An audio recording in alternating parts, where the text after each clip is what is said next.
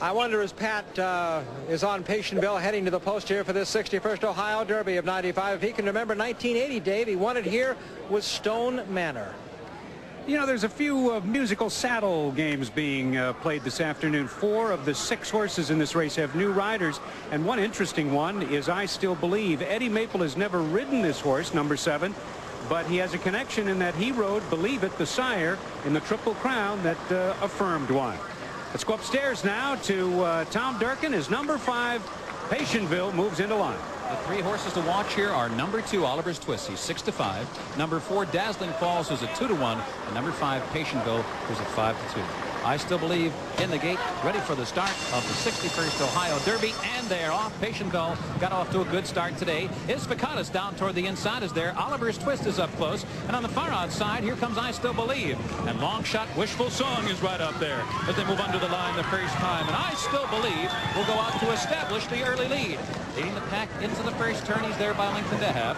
And a trio of horses in behind. Oliver's Twist up close and down inside. Wishful Song is in and among horses. Petionville gets a spot up close and on the outside. Sveikatas drafting in behind that group. And a break of 4 or 5 lengths back to an unhurried Dazzling Falls.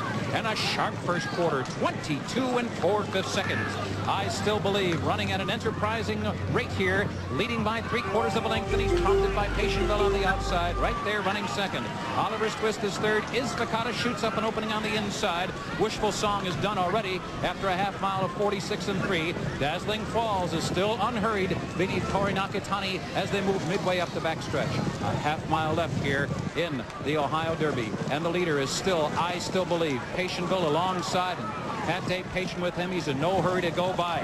Alberto Delgado is wanting more from Oliver's Twist, and he is not getting it at this point. He's fallen 3.5 lengths off the front runners. Moving around him goes 40-1 Sveikatas, and Dazzling Falls is still 6 lengths behind, but he's launching a bit as they move toward the top of the stretch.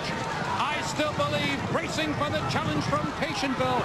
Sveikatas is a threatening presence on the inside. Here comes Dazzling Falls, uncorking his belly on the far outside. Oliver's Twist will not get it done today. They're coming down to the last furlong. Petionville in front.